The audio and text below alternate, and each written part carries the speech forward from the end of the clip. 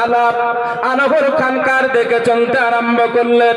হযরত আব্দুল্লাহ সামাই রাদিয়াল্লাহু তাআলা আনহুর খানকায় গিয়ে আপনার এ বিধবা মাতার মনের সমস্ত কথাগুলো খুলে খুলে বললেন, হুজুর গো, আমার স্বামী অনেক দিন পূর্বে ইন্তেকাল করে গেছে।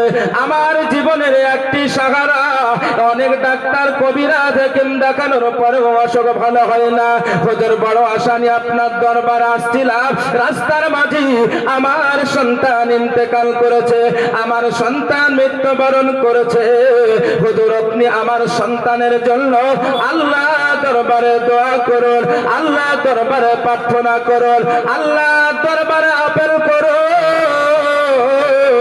যেন আমার মহান আল্লাহ আমার মৃত সন্তানকে জীবিত করে দেয়। হযরত আব্দুল্লাহ সামাই ওই বিধবা মায়ের দুঃখের কথাগুলা, আপনার কষ্টের কথাগুলা শ্রবণ করলেন। কষ্টের কথাগুলা শ্রবণ করে ওযু করলেন, ওযু করে মুরাকাবা আরম্ভ করলেন। মুরাকাবা সমাপ্ত করার পরে এ বিধবা মাকে বলেছিলেন, মা, তোমার সন্তান আর জীবিত হবে না। তোমার সন্তানের এতদিনই হায়াত ছিল, তোমার সন্তান আর জীবিত হবে না। মা, তোমার সবর করা ছাড়া আর কোনো উপায় নাই। আপনার বিধবা মা মৃত সন্তানকে কোলে নিয়ে খানকার এক সাইডে চলে যায়। খানকার এক সাইডে চাদর দিয়ে ঢেকে দিয়ে আপনার যেন লাশ সম্মুখে রেখে অঝর নয়নে কান্না করে। মাবুদ মাওলা, আমার একলতা সন্তান, আমার একটাই জীবনের সাহারা ছিল। মাবুদ মাওলা, আমার সন্তান সেটাও ইন্তেকাল করেছে। আল্লাহ, কাকে নিয়ে আমার আমি জীবন যাপন করব? আল্লাহ, কার সম্মুখে আমার দুঃখের কষ্টের কথাগুলা বলবো? এইভাবে ওয়াজর নয়নে কান্না করেন আমার গৌসে সমদানি কুতুবে রব্বানি মহিউদ্দিন আব্দুল কাদের জিলানী রাদিয়াল্লাহু তাআলা আনহুর। আপনার সেই সময় বয়স 10 থেকে 12 বছর হবে। এই রকম বয়সে খানকার সাইডে খেলাধুলা করতেছিলেন। হঠাৎ যেন গৌসে আজমের কর্ণ কবর পর্যন্ত একটি হৃদয় বিদারক কান্নার আওয়াজ ভেসে আসে। আমার গৌসে পাক রাদিয়াল্লাহু তাআলা আনহু আপনার কান্নার আওয়াজ শ্রবণ করে গোটে গোটে পায় যেই দিকে কান্নার আওয়াজ আসে ওই দিকে যায়। আস্তে আস্তে ওই বিধবা মায়ের কাছে যায়। দেখছেন যেন একজন মা বোরকা পরিধান করে, একটা যেন তার সম্মুখে চাদর দিয়ে কি ঢাকা আছে, অঝর নয়নে কান্না করে। আমার গৌসে পাক রাদিয়াল্লাহু তাআলা আনহু এমত সময় ওই মায়ের কাছে গিয়ে বলে, মা গো, তুমি কেন কান্না করতেছো? মা, ও মা, তুমি কোনো দুঃখ পেয়েছো নাকি? কোনো কষ্ট পেয়েছো নাকি? কোনো বেদনা পেয়েছো নাকি? মা বলে, মা কোনো কথা বলে না। মা কোনো কথা বলে না। আমার গৌসে আজম বারবার জিজ্ঞেস করতে লাগলেন, মা গো, তুমি কেন কান্না করতেছো? তোমার কান্না করার কারণটা তুই একটু আমায় বলো। আমার গৌসে পাক রাদিয়াল্লাহু তাআলা আনহু যখন বারবার বলতে লেগেছিলেন, বারবার যখন বলতে লেগেছিলেন, এমতো সময় ওই মেয়েটি মনে মনে চিন্তা করতেছে, যখন বালককে বারবার আমায় জিজ্ঞেস করে, এর সম্মুখে আমার মনের দুঃখের কথা, বেদনার কথা বলে তো কোনো লাভ হবে না। যখন বারবার আমায় জিজ্ঞেস করতেছে, তবে একবারে বালকের সম্মুখে প্রকাশ করে দিই, মা, দুঃখের কথাগুলা যেন বলতে আরম্ভ করলেন। বাবা, আমার বাড়ি সামারকান্দ এলাকায় আমি শ্রবণ করেছিলাম, এই খানকাতে একজন আল্লাহর ওলি আছে। তিনি যদি অসুস্থ মানুষের জন্য দোয়া করে দেন, অসুস্থ মানুষের জন্য তাবিজ করে দেন, অসুস্থ মানুষকে তেল পড়ে দেন, অসুখ ভালো হয়ে যায়। আমি শ্রবণ করার পরে আমার একটি সন্তান ও অসুস্থ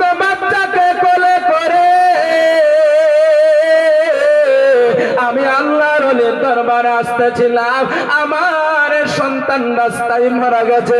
আল্লাহর ওলির কাছে কি আবেদন করলাম, হুজুর আপনি আমার সন্তানের জন্য আল্লাহ দরবারে দোয়া করুন, আল্লাহ দরবারে প্রার্থনা করুন। তিনি আল্লাহর কাছে আবেদন করেছিলেন। উনি মুরাকাবা সমাপ্ত করার পর আমায় বলেছেন, আমায় সবর করার জন্য বলেছেন মা, তোমার সন্তান আর জীবিত হবে না। আমার গাউসে পাক রাদিয়াল্লাহু তাআলা আনহু মায়ের কথাগুলো শ্রবণ করতেছে। মায়ের কথাগুলো শ্রবণ করে এইরকমই হাসতে হাসতে বলে, মা ও মা তুমি কান্না করিও না, মা তুমি কান্না করিও না, মা চাদরখানা উঠিয়ে দেখো তোমার সন্তান মরে নাই, জীবিত। জোরে বলুন। মেয়েটি আপনার বাচ্চা ছেলে দেখে কথার দিকে কর্ণপাত করে না। আমার গাউসে আজম রাদিয়াল্লাহু তাআলা আনহু যেন বারবার বলতে লাগলেন, মা গো তুমি একবারের জন্য চাদরখানা উঠিয়ে দেখো তোমার সন্তান মরে নাই, জীবিত আছে। আপনার যেন আমার গাউসে পাক যেমন ওই আপনার মাকে বারবার বলতে লাগলেন, মা আপনার শেষ পর্যন্ত একবার চাদরখানা উঠিয়ে দেখা যাক। বালকটি যখন আমায় বারবার বলে, মা আপনার চাদরখানা উঠিয়ে দেখতেছে, ওই সন্তান যে সন্তান অনেক পূর্বে মারা গেছে, সন্তান ঠান্ডা হয়ে গেছে, সন্তান ঠান্ডা হয়ে গিয়েছিল, ওই সন্তানকে চাদর উঠিয়ে দেখে। আর চাদর উঠিয়ে দেখতেছেন যেন ওই সন্তান চাদরের তলে হাত পা নাড়া দেয়। আচ্ছা, এইরকম যদি কোনো মানুষ মরার পরে হাত পায়ে নাড়া দেয়, আপনি ওই জায়গাতে আছেন, তো আপনি কি করবেন? সেই সময় চিৎকার করবেন, মরেনি মরেনি, তাড়াতাড়ি পানি নিয়ে এসো, পানি নিয়ে এসো, চিৎকার করবেন, চিৎকার করবে, জীবিত আছে।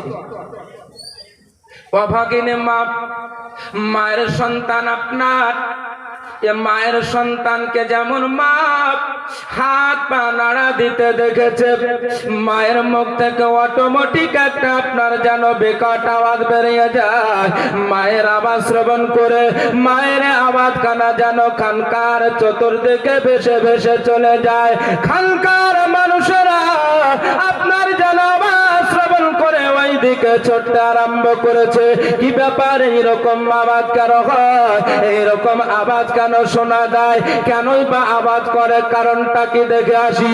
আপনার দেখার জন্য মানুষ ওই দিকে ছুটে, ওই দিকে ছুটে আমার গাউসে পাকের নানা হযরত আব্দুল্লাহ সৌমাই রাদিয়াল্লাহু তাআলা আনহু আপনার যেন খানকায় বসেছিলেন। আওয়াজ শ্রবণ করে তিনিও লাঠি খানা হাতে নিয়ে খানকা থেকে বেরিয়ে দেখতেছেন যেন মানুষ দৌড়াদৌড়ি করে, একদিকে মানুষ ছুটে ছুটে ছুটে ছুটে চলে যায়। হযরত আব্দুল্লাহ সৌমাই আপনার তিনিও বৃদ্ধ মানুষ, চলতে পারে না, হাতে লাঠি খানা নিয়ে আপনার যেন ওই দিকে তিনিও চলতে আরম্ভ করলেন, ওই দিকে চলতে আরম্ভ করলেন। ওই জায়গাতে গিয়ে দেখতেছেন যেন ওই সন্তান, যে সন্তানের জন্য আপনার তিনার কাছে দোয়ার আবেদন করা হয়েছিল, ওই মা, ওই মায়ের সন্তান, যে মা আমার কাছে দোয়ার জন্য আবেদন করেছিল, ওই মা তার সন্তানকে সম্মুখে নিয়ে বসা। আপনার যেন গাউসে আজম পার্শ্বে দাঁড়িয়ে আছেন, একবার লাশের দিকে দেখেন, একবার গাউসে আজমের দিকে দেখেন, একবার গাউসে পাককে দেখেন, একবার ওই লাশের দিকে দেখেন। এইভাবে তিনার চেহারার রং আস্তে আস্তে পরিবর্তন হয়ে যায়, আস্তে আস্তে চেহারা রংখানা পরিবর্তন হয়ে লাল হয়ে যায়। আমার গৌসে পাক বুঝে নিয়েছেন নানা তো আমার প্রতি রেগে গিয়েছেন, আজ আমার রেহাই নাই, নানা আমায় মারবে। হযরতে গৌসে আদম কুতুবে রব্বানী মহিবুদ্দিন আব্দুল কাদের জিলানী রাদিয়াল্লাহু তাআলা আনহুকে আপনার যেন লাঠি উঠিয়ে মারবেন, গৌসে আদম যেন আমার ছুটতে আরম্ভ করেছে। ছুটে ছুটে পালিয়ে যায়।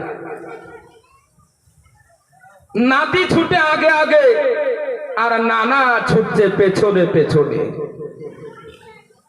নানা ছুটছে নাতিকে মারবো বলে, আর চিন্তা করছে যে এত অল্প বয়সে আল্লাহর এত বড় রহস্যকে, আল্লাহর এত বড় রাজ, এত বড় ভেদকে খুলে দিচ্ছে, সেই জন্য রাগান্বিত হয়ে মারবে। আমার গৌসে আদম রাদিয়াল্লাহু তাআলা আনহু আপনার ছুটে ছুটে চলে যায়।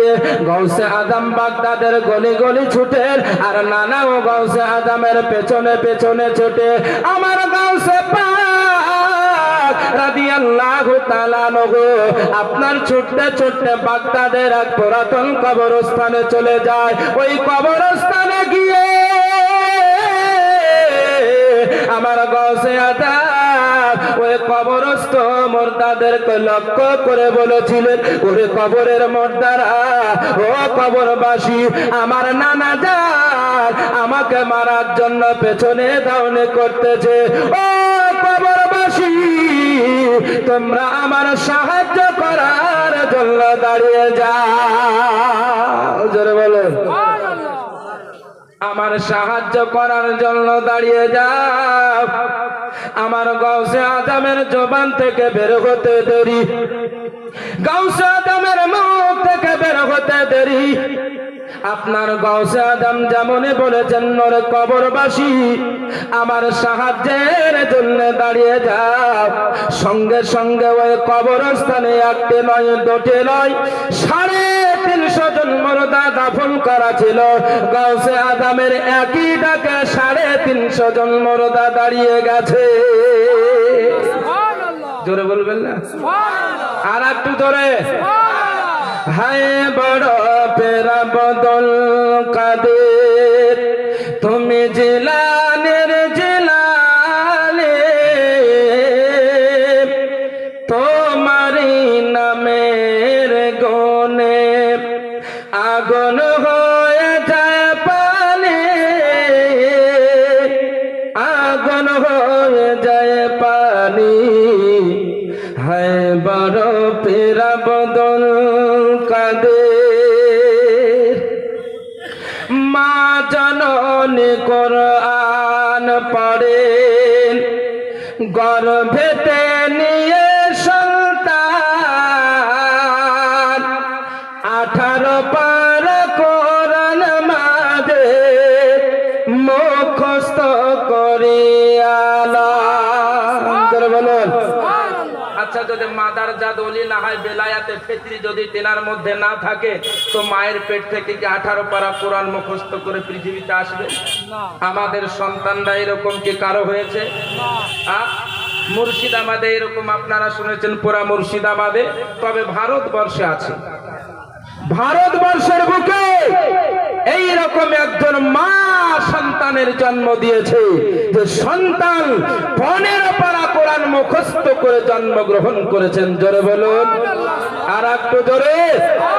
তো বিরাদার, তো গৌসে আদম মায়ের পেট থেকে 18 পারা কোরআন মুখস্থ করেছিলেন। আর আমাদের ভারতের বুকে যিনি ছিলেন, তেনার নাম হচ্ছে নিজামুদ্দিন আউলিয়া। জোরে বলুন।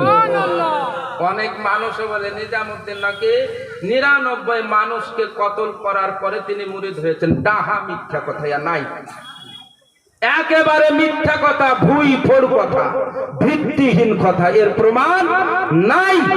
তিনি মায়ের পেট থেকে 15 পারা কোরআন মুখস্থ করে জন্মগ্রহণ করেছে, সেই নাকি সারা জীবন মানুষকে কতল করে বেরিয়েছে। কত বড় একটা মিথ্যা তোহমত।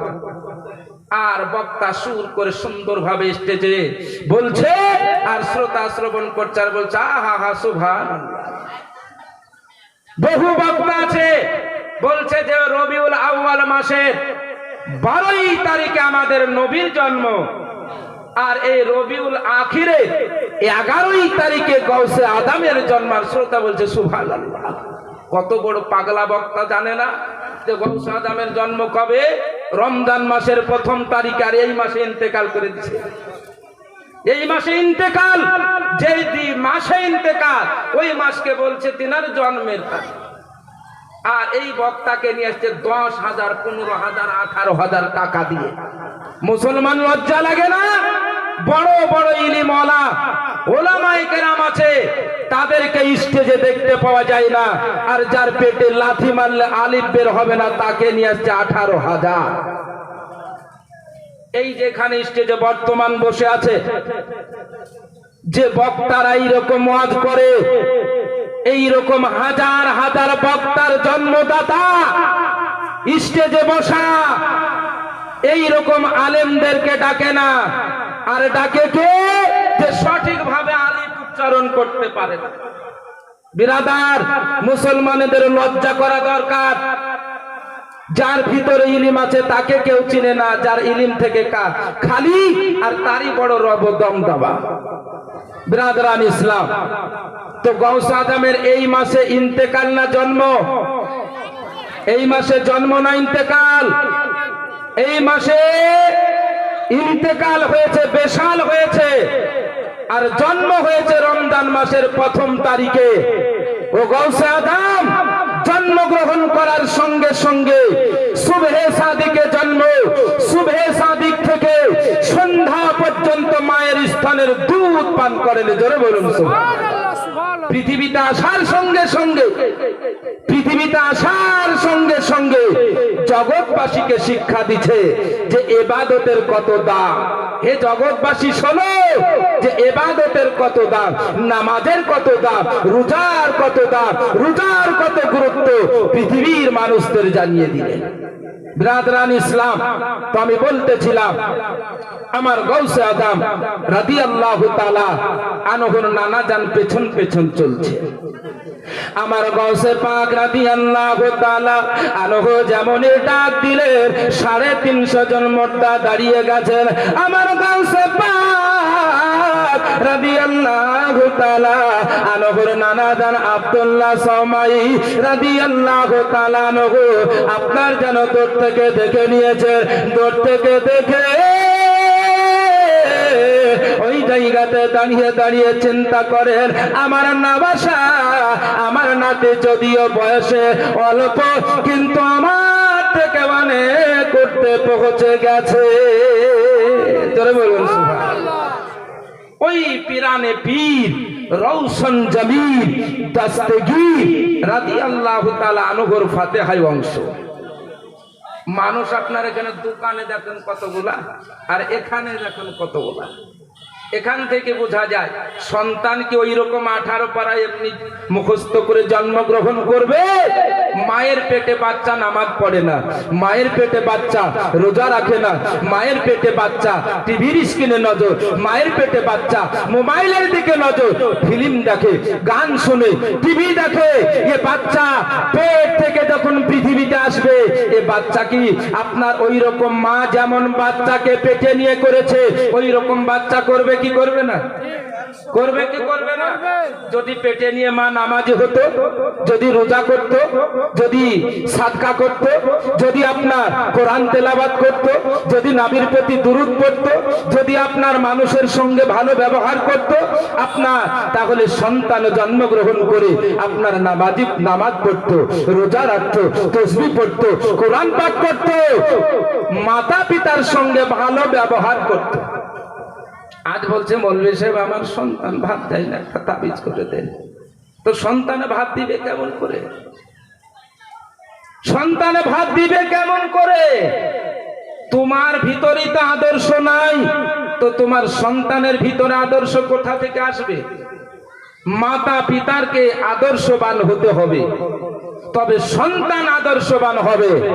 আর যদি মাতা পিতা আদর্শবান না হয়, বেনামাজি হয় আপনার, তাহলে সন্তানও বেনামাজি হবে। হবে কি হবে না?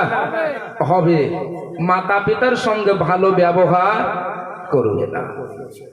তো গাউসে আজম রাদিয়াল্লাহু তাআলা আনহু এত বড় পাওয়ার যে বাল্য অবস্থাতেই আল্লাহর হুকুমে মুর্দাকে জীবিত করেছিলেন। জোরে বলুন সুবহানাল্লাহ। তো গাউসে আজমের যখন আপনার 18 বছর বয়স, তিনার মা তিনাকে বাগদাদের নিজা মাদ্রাসায় নিজামিয়াতে পড়ার জন্য পাঠালেন। তো গাউসে আজম মাদ্রাসায় সেই সময় পড়ছিলেন। তিনার ওই অবস্থার একটা ঘটনা, গাউসে আজম মাদ্রাসায় পড়ছেন, যেমন আজ এখানে মাহফিলের অনুষ্ঠান, হুজুর বক্তব্য দিচ্ছেন, এলাকার মানুষ শ্রবণ করার জন্য হাজার হাজার মানুষের ভিড়, মাদ্রাসার তালবে ইলম আসে, কে বক্তা? তো হযরত আল্লামা মুনাজির আহলে সুন্নাত মুফতি কাইমুদ্দিন সাহেব কিবলা আজ অমুক জায়গাতে জালসায় আসছেন। তো মানুষের ভিড় লাগবে কি? লাগবে। মাদ্রাসার তালবে ইলমেরাও যায় কি যায় না? যায়। তো সেই যুগের বিখ্যাত আল্লাহর ওলি যার নাম হযরত মুহাম্মদ কাকিস রহমাতুল্লাহ আলাইহি, তিনার মুরিদ 17 জন বাদশাহ শুধু মুরিদ ছিল। বলুন সুবহানাল্লাহ। কতজন? 17 জন বাদশাহ আদবের সহিত তার সম্মুখে উঠা বসা করতেন। তিনি বলতেন, মানুষ অতক্ষণ পর্যন্ত মানুষের মধ্যে বেলায়াত আসতে পারে না যতক্ষণ না সে কাপ পর্যন্ত, বড় কাপ পর্যন্ত, কাপ থেকে নুক্তাবিহীন কাপ থেকে নুক্তাওয়ালা কাপ পর্যন্ত জ্ঞান কাশফের দ্বারা অর্জন না করতে পারবে। বলুন সুবহানাল্লাহ। একটা হচ্ছে যাকে আমরা ছোট কাপ আর বড় কাপ বলি।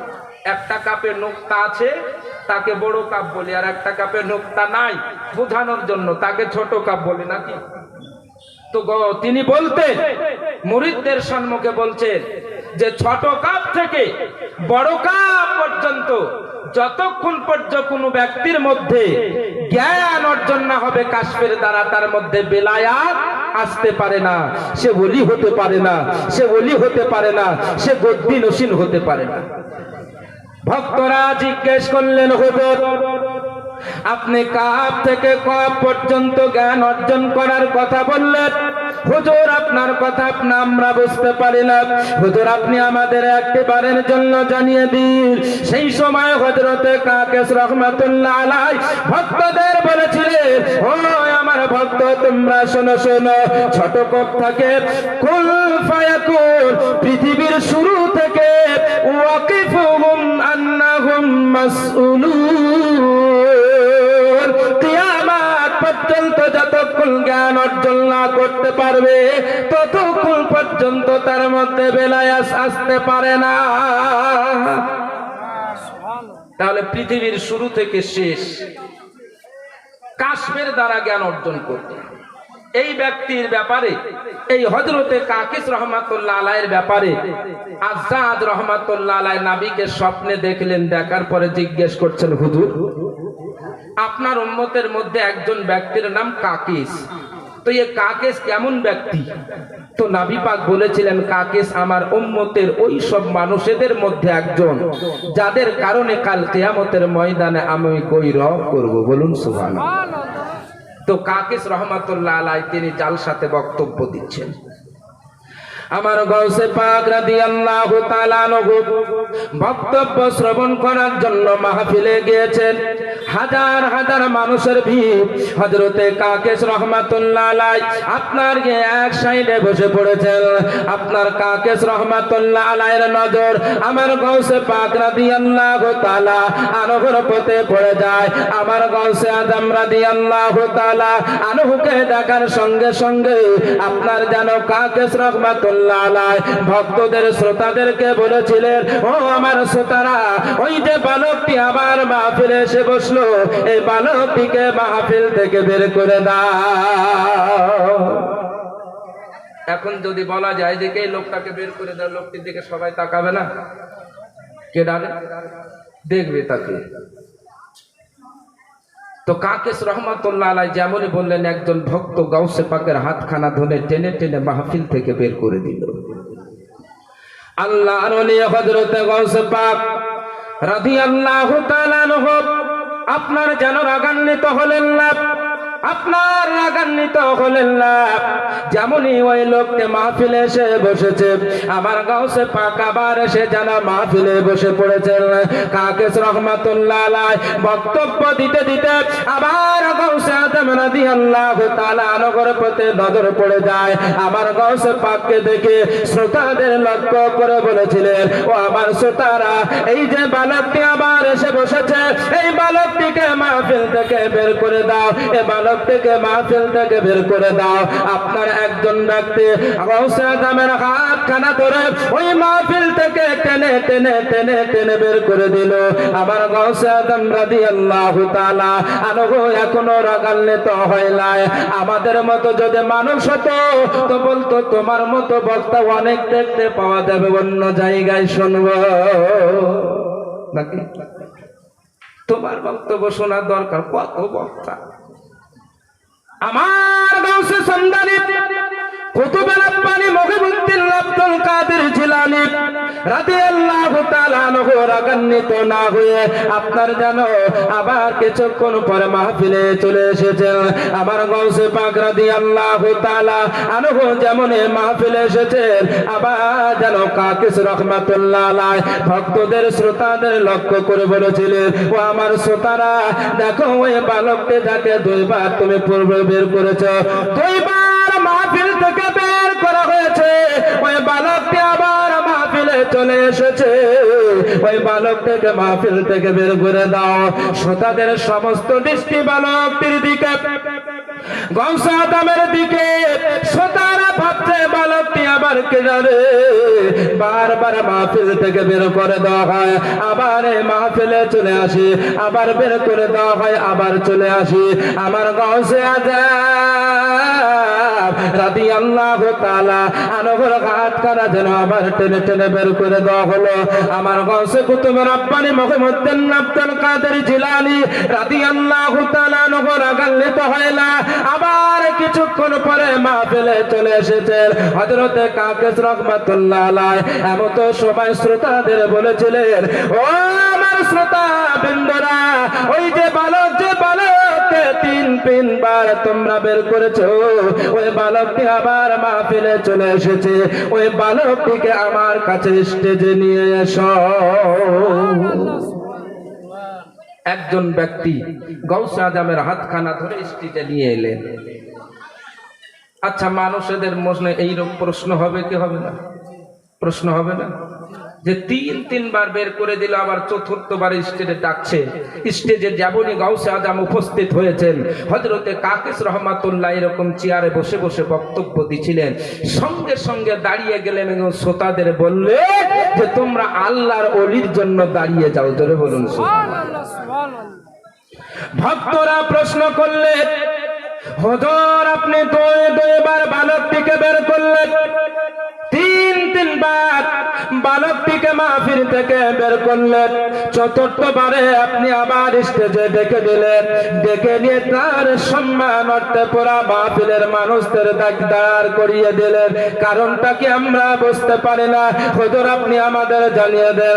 এমন তো সময় হযরতে কাকেস রহমাতুল্লাহ আলাইহি আপনার যেন শ্রোতা বিন্দুদের বলেছিলেন, ও আমার শ্রোতা বিন্দু তোমরা শোনো শোনো, আমি প্রথমবার যখন বালকটাকে বের করেছিলাম, কিছু মানুষ ওই বালকদের দেখে দৃষ্টিপাত করেছিল। দ্বিতীয়বার যখন এসে বসেছিল, দ্বিতীয়বার আবার বের করার জন্য বলেছিলাম, আবার কিছু মানুষ ওই বালকদের দেখে দৃষ্টিপাত করেছিল। আবার তৃতীয়বার যখন মাহফিলে এসে বসেছিল, তৃতীয়বারে যখন আমি বের করার জন্য বলেছিলাম, সমস্ত মানুষের নজর তার দিকে গিয়েছিল। আমি চতুর্থবারে এই বালকটিকে স্টেজে ডেকে নিয়েছি, এই কারণে যেন তোমরা সকলেই এই বালকটাকে ভালোভাবে চিনে না, এই জন্য ডেকেছি তোমরা সকলে যেন ভালোভাবে চিনতে পেরে যাও। এই বালকটুকু কোনো সাধারণ বালক নয়, ইনি হচ্ছেন একজন আল্লাহর বিচক্ষণ নলে, ইনি আল্লাহর একজন বিচক্ষণ নলে। আমার গাউসে আজম রাদিয়াল্লাহু তাআলা আনহুর মাথায় যেন তেনার মাথা থেকে পাগড়িখানা খুলে বেঁধে দিলেন, তেনাকে কিছু তাবাররুকাত দান করলেন। দান করার পরে আমার গাউসে আজমকে বলছিলেন, ওরে বেটা শোনো, আমার এখন বৃদ্ধকাল, তোমার বাল্যকাল।